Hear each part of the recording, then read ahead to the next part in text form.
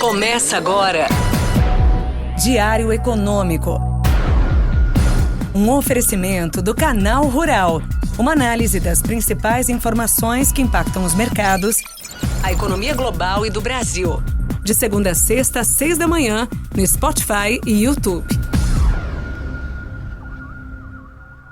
Fala pessoal, bom dia. Meu nome é Igor Cadillac, economista aqui do PicPay, e sejam bem-vindos ao seu Diário Econômico. Hoje é quarta-feira, dia 6 de novembro de 2024.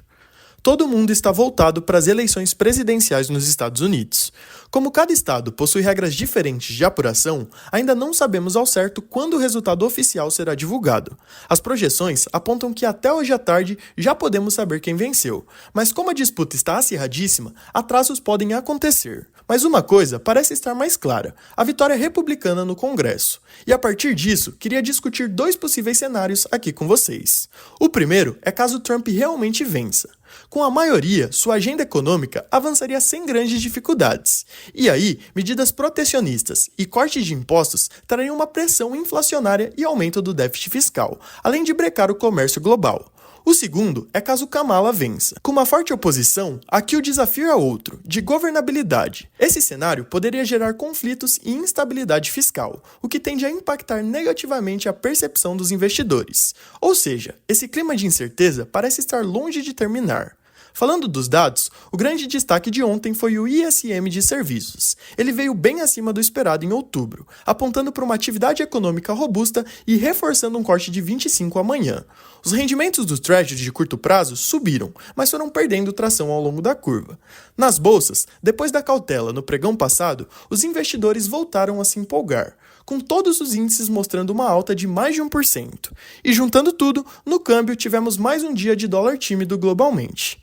No Brasil, o mercado continua monitorando de perto as discussões no governo sobre corte de gastos. No geral, temos visto uma discussão bem mais construtiva recentemente. Boa parte dos ministros foram convocados para participar das reuniões, o que indica que os cortes também podem afetar as pastas com maior orçamento, inclusive aquelas consideradas até então intocáveis, como a Previdência, por exemplo, que é a maior. De acordo com relatos, o encontro foi marcado por um clima tenso. A decisão da equipe econômica de estabelecer a meta de zerar o déficit público foi considerada muito rigorosa e duramente criticada. Havia a expectativa de algum anúncio ou declaração logo após a reunião, mas isso não aconteceu. No fim do dia, ainda não temos maiores detalhes do conteúdo da proposta. Por enquanto, o que sabemos é que a Haddad tem como objetivo fazer com que a dinâmica de evolução das despesas possa caber no orçamento fiscal. E esse tema deve ser tratado como uma PEC, ou seja, precisa ser aprovada com maioria qualificada tanto na Câmara como no Senado. De toda forma, essa discussão mais construtiva caiu bem nos mercados. Nos juros futuros, os DIs voltaram a queimar prêmios. No câmbio, o real se valorizou mais 0,6% contra o dólar, fechando em 5,74 alto. Já na bolsa, o movimento foi mais modesto. Mesmo com a alta das commodities, após os PMIs chineses mais fortes do que o esperado, o Ibovespa ficou em uma alta tímida de 0,1%, mas no acumulado da semana já subimos 2%. Falando em China, vale lembrar que o mercado está na expectativa de novos anúncios de estímulos por lá, que estão previstos para essa sexta. Vamos ver, se vier, pode ajudar a gente. Para hoje, seguimos atentos à possível divulgação do resultado das eleições nos Estados Unidos e também para o nosso fiscal. Mas além disso, é dia de Copom.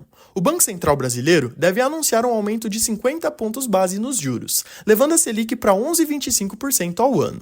Apesar do balanço de risco seguir bem parecido, os componentes seguem se agravando. Essa decisão reflete a combinação de inflação corrente pressionada, expectativas cada vez mais desancoradas, taxa cambial depreciada e ato do produto positivo. E aí, olhando à frente, isso deve fazer com que o Brasil continue sendo uma das poucas economias com ciclo de alta de juros. Bom dia, bons negócios e sorte sempre!